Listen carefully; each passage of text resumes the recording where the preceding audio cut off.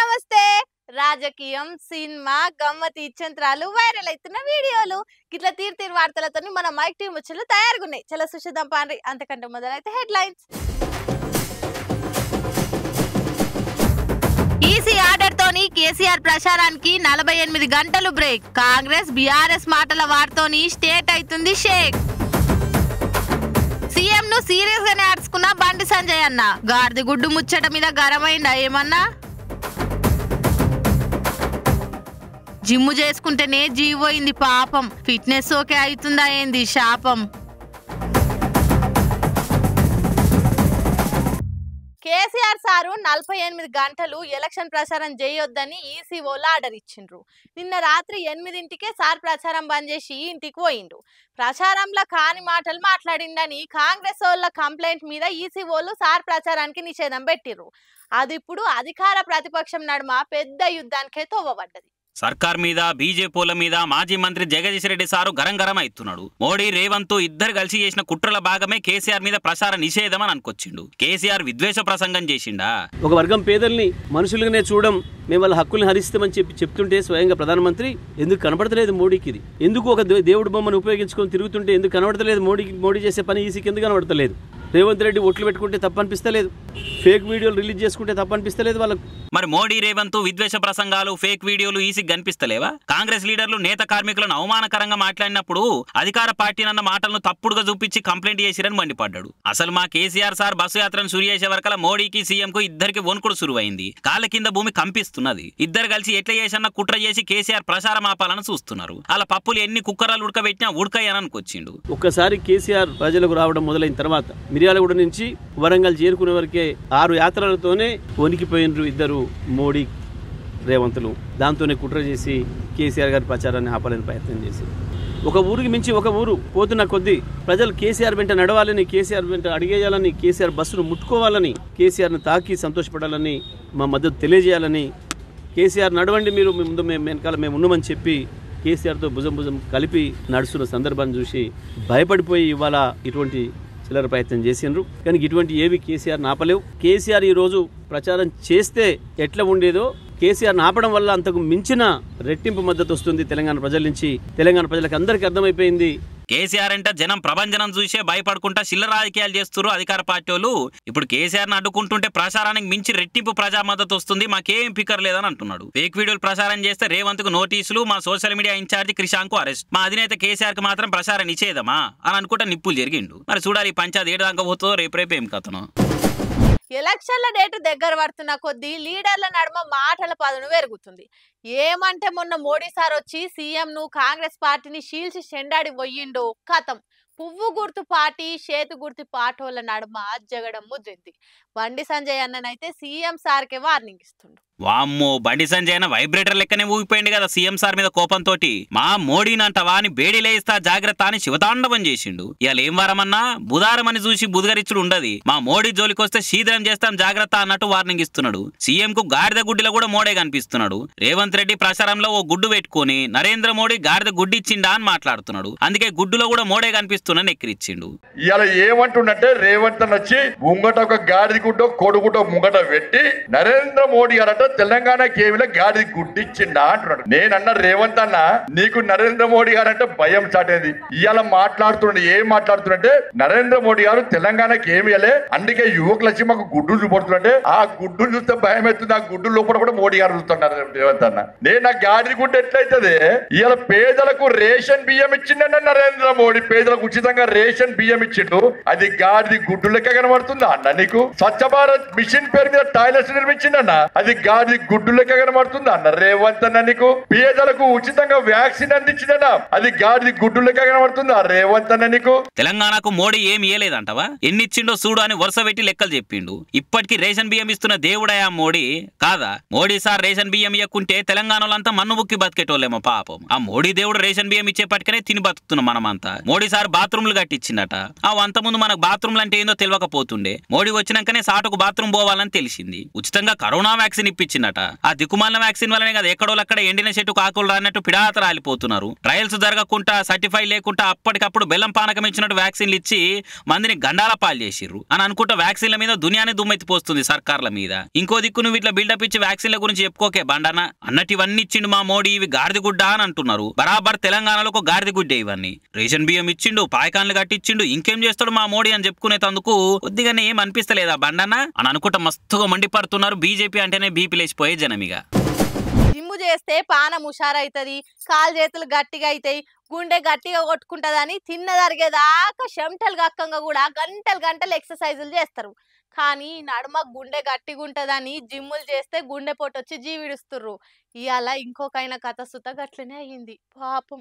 ఈడ జిమ్ములా నెత్తి పట్టుకొని కూర్చున్న పేరు దీపక్ గుప్తా. 32 ఏండ్లున్నాడు. ఉత్తరప్రదేశ్ వారణాసిలో ఉంటాడు. ఈయన 10 ఏండ్ల సంది మరవకుట దినాం జిమ్ముకు పోతుండట. జర పానం మీద శ్రద్ధ ఎక్కువనే ఉందట అన్నకు. చుట్టుపడత ఎసోంటి ఫిట్నెస్ పోటీలున్నా ఫస్ట్ ఉంటాడట. అయితే ఎప్పట్లెక్కనే గురువారం పొద్దుగాల జిమ్ముకు పోయిండు. జరసేపటికి ఏమైందో గాని ఆగమాగమైతుందని నెత్తి పట్టుకొని కూర్చున్నాడు. ఉన్నట్టుండి ఒక్క పారే తప్పుక్కున కుప్ప కూలి కింద పడ్డాడు. ఇక ఎంబటే అక్కడోళ్ళు దెబ్బ దవాఖానకు దొలకపోతే అప్పటికే పానం పోయిందని డాక్టర్లు చెప్పిరట. పాపం నిత్య ఫిట్నెస్ మీద ధ్యాసున్నోళ్ళకే గిట్లా అవుతుందంటే ఎసోంటి జిమ్ములు యోగాలు చేయకుండా తిని వంటున్నోళ్ళ కథ ఏందో ఏమో. ఈయననే కాదు, మొన్నట్లా పునీత్ రాజ్కుమార్, ఆంధ్ర ఐటీ మినిస్టర్ గౌతమ్ రెడ్డి కూడా గిట్లనే జిమ్ముల ఎక్సర్సైజులు చేసుకుంటేనే పానాలు ఇడ్చిర్రు. అదే అంటారు కదా, భూమి మీద నూకలు కరువైనప్పుడు ఎన్ని జిమ్ములు యోగాలు చేసినా పోయే టైం వచ్చినప్పుడు పోక తప్పది. ఎవల రాత ఎట్లా రాసిందో ఆ దేవునికే ఎరక గాని మీరైతే జర పైలంగుండుర్రి. తెలంగాణలో రాజకీయం ఇప్పుడు రిజర్వేషన్లు, రాజ్యాంగం మార్పు చుట్టూ తిరుగుతుంది. బీజేపీ మళ్ళా పవర్లకు వస్తే ఖచ్చితంగా రాజ్యాంగం మారుస్తుందని కాంగ్రెస్ వాళ్ళు పదే పదే అంటున్నారు. అనని మాటలను అన్నట్టు క్రియేట్ చేస్తుండ్రని వాళ్ళ మీద కేసులు పెడుతున్నది బీజేపీ సర్కార్. మొన్న మోడీ సార్ సభ తర్వాత తెలంగాణ రాజకీయం ఇంకా చాలా వేడెక్కింది. కాంగ్రెస్ మళ్ళా గెలిస్తే దేశాన్ని విదేశాలకు అమ్మేస్తారని బీజేపీ వాళ్ళు అంటుంటే, మోడీ మళ్ళా గెలిస్తే రిజర్వేషన్లు తీసేస్తారని ఉల్టా ఈలో నినాదం అందుకుర్రు. సీఎం రేవంత్ రెడ్డి సార్ కూడా రాజ్యాంగం మారొద్దు, రిజర్వేషన్లు కావాలంటే మాకే ఓటేయాలి, రాజ్యాంగం మారవాలే, రిజర్వేషన్లు రద్దు కావాలనుకున్నోళ్ళు బీజేపీ వాళ్ళకు ఓటేయాలని చెప్పుకొచ్చిండు. రాజ్యాంగం ప్రాతిపదికగానే ఈ ఎన్నికలు జరుగుతున్నాయి. ఈ ఎలక్షన్ లో వెల్ఫేర్ అండ్ డెవలప్మెంట్ అనేది పక్కకు పోయింది. ఈ ఎన్నికలు ఇంకా వెల్ఫేర్ అండ్ డెవలప్మెంట్ చుట్టూత చర్చలు జరగడం లేదు, జరగదు. ఈ ఎన్నికల్లో welfare and development is irrelevant. The relevance is that constitution ని మార్చాలనా మార్చకూడదా? మార్చాలనుకుంటే ఎన్డీఏ కూటమి, మార్చకూడదు అని అనుకుంటే ఇండియా కూటమి. ఎటువైపు నిలబడాలనో ఈ దేశంలో ఉండే దళితులు, గిరిజనులు, బలహీన వర్గాలు, మైనారిటీలు నిర్ణయించుకోండి. మరి రాజ్యాంగం ఇప్పటికే చాలా సార్లు మార్చిండ్రు. ఎవ్వల అధికారంలోన్నా వాళ్ళకి తగ్గట్టు ఎంఎస్ వాళ్ళ రాసుకున్న స్క్రిప్ట్ ను ఎడిట్ చేసుకున్నట్టు రాజ్యాంగాన్ని ఎడిట్ చేసుకుంటుర్రు. అందులో బీజేపీ అయినా కాంగ్రెస్ అయినా రెండొకటి. రిజర్వేషన్లు అనే సున్నితమైన అంశాన్ని ఓట్ల ముంగట బీజేపీ వాళ్ళు అయితే అస్సలే ఎత్తుకోలేరు. సంపన్నులకు రిజర్వేషన్ల మీద, రిజర్వేషన్లతోటి ఉన్నత స్థానాలలో ఉన్నోళ్ళకు కూడా వాళ్ళ వారసులకు రిజర్వేషన్లు ఎందుకు అన్న పంచాది ఎప్పటి సందో ఉన్నది. కానీ ఏ ప్రభుత్వం అవిటిని మార్చేతందుకు ముందు అడిగేయలేదు. బీజేపీ కూడా ముస్లిం రిజర్వేషన్ల మీద మాట్లాడుతురు గాని దళిత రిజర్వేషన్ల జోలికి పోతలేరు. దీన్నొక రాజకీయ అస్త్రంగా వాడుతురు తప్ప నిజానికి ప్రభుత్వాలు రిజర్వేషన్ల జోలికి పోయే ప్రయత్నాలు చేసిన సందర్భాలు చాలా తక్కువ. ప్రతి సామాజిక వర్గాలు, మతాల ఓట్ల కోసం వీలైతే పెంచుడే గాని తగ్గించిన ముచ్చట్నైతే లేదు. మరి చూడాలి ముందు ఏమైతుందో. సోషల్ మీడియా చట్టాలు మస్తు స్ట్రిక్ట్ అవుతున్నాయి. ఏది పడితే అది మాట్లాడనికే లేదు. ముఖ్యంగా ప్రతిపక్షంలో ఉన్నోళ్ళు అధికార పార్టీలను వీలైతే పొగడాలి, మీరే దేవుళ్ళని మొక్కాలి, వాళ్ళకు సలాం చేయాలి. అంతేగాని విమర్శించుడో ట్రోలింగ్ చేసిండ్రో అనుకోండి, మీరెవ్వరైనా సరే అరెస్టులు తప్పనేది తప్పయి.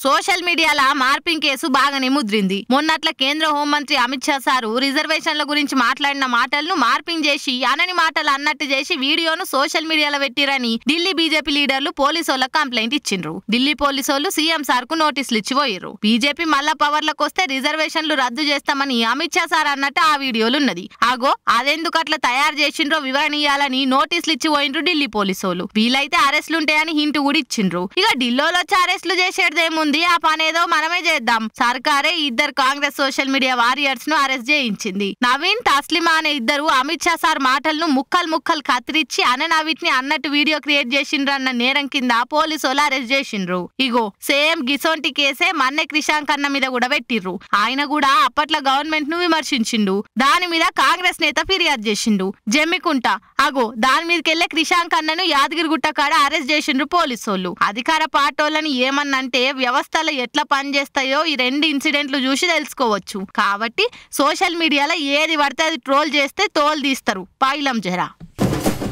ఒకప్పుడు పెళ్లిళ్ళంటే ఎంత తరీకతో ఉంటుండే. ఎవరి సాంప్రదాయాలకు తగ్గట్టు వాళ్ళ దోస్తులను చుట్టాలను పిలుచుకొని అందరి నడుమ ఇంటి ముంగటనే పందిరేసి చేస్తుండే. కానీ రాను ఏమైతుంది, తోటోడు తొడగోసుకున్నాని మనం మెడగోసుకున్నట్టు మంది ఎట్లా చేస్తే మనం కూడా గట్లనే చేద్దామని మన పద్ధతులన్నీ అవతలకి నూకి ఏవేవో ఆటలు డీజేలు అనుకుంటా పెళ్ళి అంటేనే ఒక మజాక్ తీరు చేస్తారు. కానీ ఇప్పటి సందిగా పప్పులే ముడికాయి. ఇప్పటి సంది పెళ్లి రీతితో చేస్తేనే చెల్లుతుందని సుప్రీంకోర్టు కుల్లా చెప్పేసింది. పెండ్లంటే డాన్సులు పాటలు కమ్మని తిండి కట్నాలు ఇచ్చి ఉచ్చుకున్నాడో కాదు. ఇప్పటిదాకా ఒక లెక్క ఇప్పటి సంది ఒక లెక్క అనుకుంటా సుప్రీంకోర్టు బరిలకు దిగింది.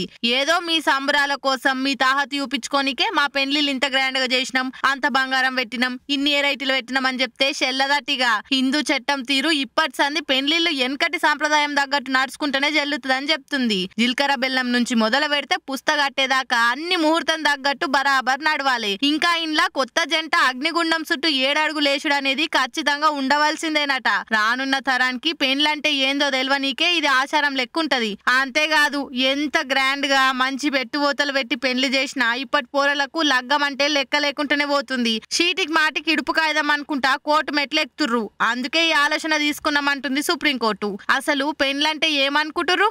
ఏదో ఆల్తు పాల్తు తంతు చేసి ఒడసగొట్టనికే అనుకుంటుర్రా? హిందూ సంప్రదాయంలా లగ్గం అంటే ఒక పవిత్రమైన సంస్కారం, ఒక కుటుంబం మొలవనికే గట్టి పునాది. అసొంటి లగ్గానికి అసలు ఇలువ లేకుండానే పోతుంది ఈ తరంలా. అందుకే ఇప్పటి సంది చెప్పిన తరీక చెప్పినట్టు వాటిచ్చి చేస్తేనే ఆ లగ్గం జల్లుతుందని అందరి చెవులకు జొర్రేటట్టు గట్టిగానే చెప్పింది సుప్రీంకోర్టు. మరి ఇంటే మంచిది.